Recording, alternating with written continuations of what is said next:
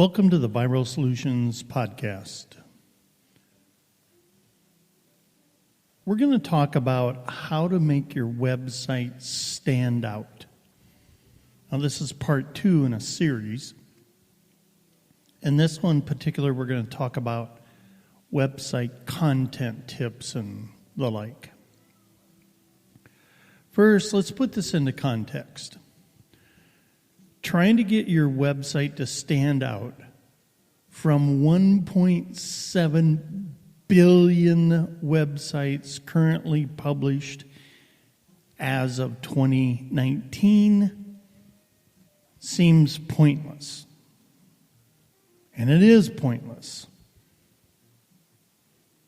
In the 2 seconds that it might have taken me to read that last sentence, 15 more websites just made their debut, and by the time I'm done with this podcast, it'll be several hundred more. How in the world can you compete with all those websites? You can't. And you don't have to. You only need to be better than your competitors are. That is, their websites in your industry going after your customer. Now, I caution you, don't get too smug just yet. Standing out is not as simple as adding a few images to your website, publishing one, and leaving it alone. Your success hinges on understanding exactly how to captivate your visitors and keep them engaged so they take action on your website. Action is defined as buying products, contacting you, opting in, spending time on page. So we're continuing part 2 of our 2-part series on how to make your website stand out. As a reminder, in part 1, we discussed the technical requirements of high-performing websites, such as how to improve your experience and how to secure reliable, effective website hosting. In this part 2, we're getting into some critical design and website content tips that, when executed correctly, will make your website more engaging and attractive to website visitors. You may recall in part 1, this topic was quite extensive. I mean, we could do an entire course on website content tips alone. But to help you put a plan into action right now, we decided we're going to distill some of the top components of high-performing websites. Fair enough? All right, let's dive in. So how do you make your website stand out? Make it clean and free of clutter. Website users are looking for a positive online experience, and 68% of consumers say good display and design are a priority when viewing professional and personal content. Creating a professional website design, however, is not as easy as slapping up a template and calling your website done. While we're not against the use of website templates, customizing your website to fit your brand and audience is key to making your website stand out. Here's some important points to remember when it comes to website design that's engaging. White space, clean layout.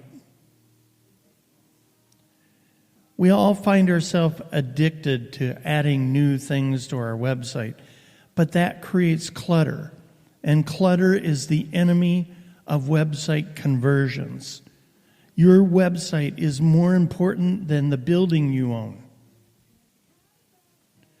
You may think that the more opportunities you give a visitor to convert, the better. Though this may work in theory, it doesn't work when it comes to websites. In fact, the fewer calls to action you give visitors, the better the chance they will convert. Conversely, the more options you give them, the longer it will take them to arrive at a decision, which means they more than likely won't, and you have lower conversions. Hicks Law, named after psychologist William Edmund Hick, is a popular theory cited in website design circles. The law demonstrates the relationship between the number of choices a person has to make relative to the time that it takes to make that decision. The more options you give people, the longer it will take them to make a decision. The solution? That's right. Get rid of clutter and unnecessary content. How? How do you remove clutter from your website? Well, first you have to figure out if your website is too cluttered to define one purpose for each page. Then review each page and ask yourself if every element on that page points to that goal. If it does not, then remove it. There's a company formerly known as Infusionsoft. They changed their name to Keep, K-E-A-P.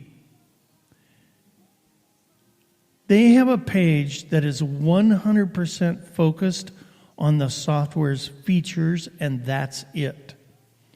You won't find any random ads, unnecessary sidebars, or random content. If you want to see an example of it, you'll find it on viralsolutions.net. Just search our site for How to Make Your Website Stand Out Part 2, and it'll be on there. Anyway, the page is really clean.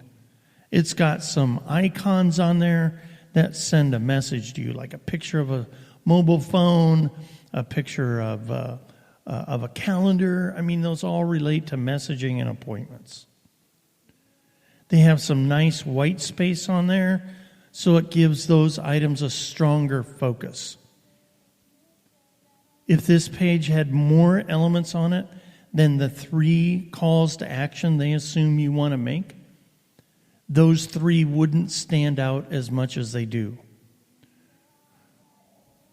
When the calls to action and the content stands out, it's easier to read and digest, which increases visitors' time on your site, and that's a key metric. Here's the thing. Your visitors don't want to work hard to find the information they're looking for. They just assume they can Google search for it, land on a page, and there it is, like you can read their mind. Determining all of that is a difficult process. But anyway, if you don't do it, they're going to leave and visit your competitor's website who chose to spend the money to do it right. Take a look at your home page. Now remember, your home page can easily get too cluttered, and hardly anybody comes through the front door of your website, also known as your home page, unless they were referred to you or told what the URL of your site was. Most people click on something, an article or a post on social media, or they search for it. So your homepage should also have a single point of focus. What is it that you do for your customer? Because when people visit your homepage, they may not be exactly sure what they're looking for. So be careful how much content you introduce to them, and make the homepage all about them, not about you. make sure they see themselves in an after state after you've solved their problem with your product and service. But, and that's a strong one, don't clutter your homepage. Don't go overboard. We recommend keeping one space on your homepage where you practice the one focus principle. And that is a section above the fold. You know, the part before they have to scroll, or the content users can see before they have to move on. Again, keeps homepage links to various parts of the website, but the top part above the fold has one focus: to direct people to sign up for a free trial. If visitors decide they don't want to sign up or they want more information, it's normal for them to scroll down on the homepage or visit other pages linked in a menu. So here, Keep, again, does a really good job. They give a quick highlight of what their software does. It's just a simple banner that says all your client info organized on all your devices in one place. Here's the TLDR. Keep one focus for each website page so as not to dilute the main purpose of each page. Home pages can have multiple focuses, but keep one focus for the above-the-fold content. Here's another good website content tip. Can you capture your visitor's attention in 8 seconds or less? Really should be 3 or less. But we'll challenge you with 8. Do they instantly know in a matter of seconds what you do and what you're going to do for them? I don't care about who's the CEO and all that stuff.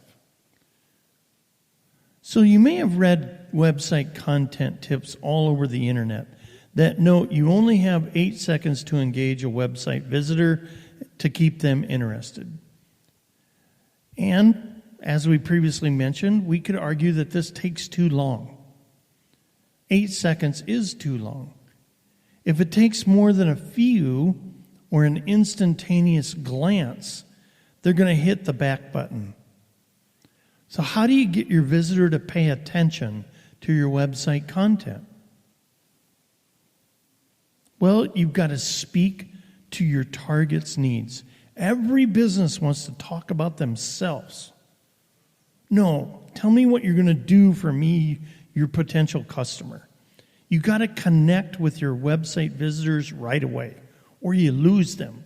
They have to be able to see themselves in what we call an after state, meaning after they've been your customer.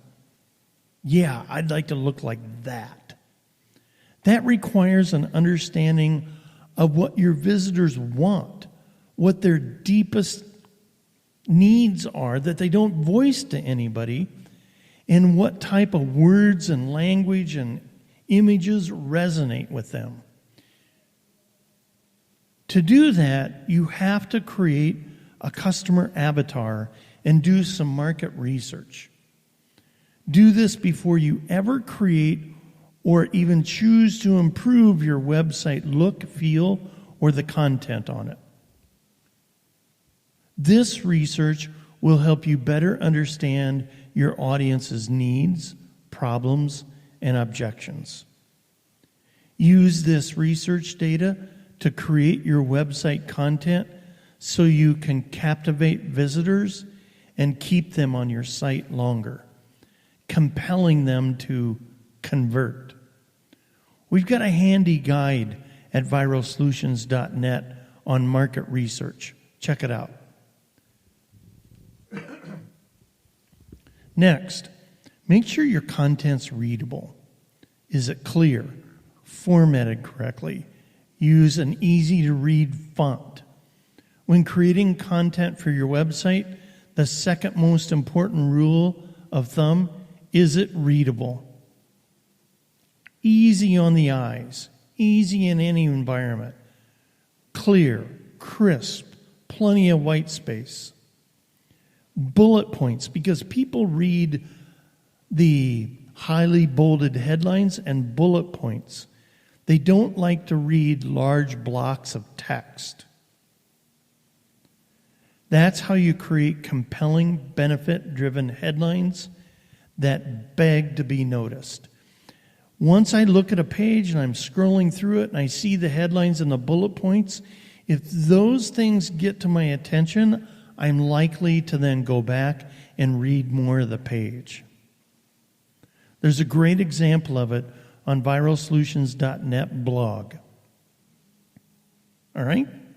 We've got an example of fonts that are too small, they're too fuzzy, versus what looks really good. You know, which would you rather read? Check out other websites of your competitors. You'll find things you love and things you don't. Use attractive elements. So we've been talking about the text and the formatting, but you also need to include compelling imagery that depicts the main benefit or purpose of the page. The imagery should also cause visitors to be drawn to your calls to action. And this is especially important if you're attempting to generate leads with your website by providing a free offer. At first glance, it may look like, go to HubSpot's homepage and you'll see they use a lot of great graphics that are pretty simple. Okay? It may look like, well, that's not all that great artistry. No, but it gets to the point really quick. Okay? So let's dissect all of this. What you want to look for in a page and imagery is a great headline. The headline should speak to the user's pain point of struggling to grow their business like HubSpot does. HubSpot's headline says, there's a better way to grow. And it's also clever. It evokes curiosity and begs the user to ask, is there? You mean there's one better than what I've been doing? The purpose of the headline is simply to grab enough attention to keep the visitor on the page. If a visitor feels connected to the headline, they will feel like they are in the right place and they'll hang around longer, and that's a key metric. Now let's look on to body copy. So small text below the headline on an image is what we call body copy, and it re-emphasizes the benefit of the headline, which was helping to grow business, and gives a little bit more insight into what HubSpot software is and how it can help the visitor. Call to action. You'll see buttons a lot in a graphic, just below the copy. It'll be large, clear call to action button. This one that I'm looking at right now has a white button and it stands out from the blue background. And it says, get HubSpot for free. And it tells visitors they can access the software for free and try before they buy. Below the button is a small amount of text explaining the free trial, and it reiterates that the software is in fact free until the customer is ready to upgrade. This call to action button should be a very much contrasting color from any other images or background in your image.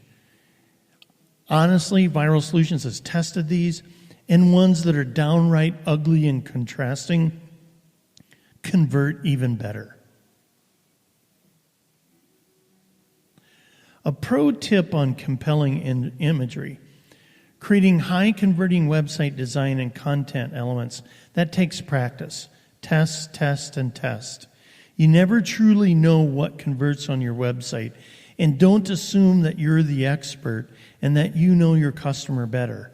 Put things out there. Let the audience decide whether they like it or not. And test until you find the image that works the best. Take your gut feel and your opinions out of it. In this podcast, we talked about how to elevate your website design and content to increase conversions, as well as attract and engage website visitors. In doing this, you're going to be able to get more people to convert on your offer. Some of the design and content aspects that we talked about are how to make your website design clean, free of color, and how to ramp up your website content and calls to action so that visitors actually engage in it. Now, it's time for you to go implement some of these tips and improve your conversions. Make small changes, measure them, know whether they're working. Go out and polish diamonds. Keep improving them. Your diamonds. Don't worry about the turds laying around so much. Get the diamonds to look really, really good. If you want us to take a look at your website and tell you what we think of it, we'll do that for free at viralsolutions.net, where we're committed to seeing you succeed. Where actually we don't exist unless we double your business. The viralsolutions.net podcast. It's where you can stay up to speed in the ever-changing world of marketing.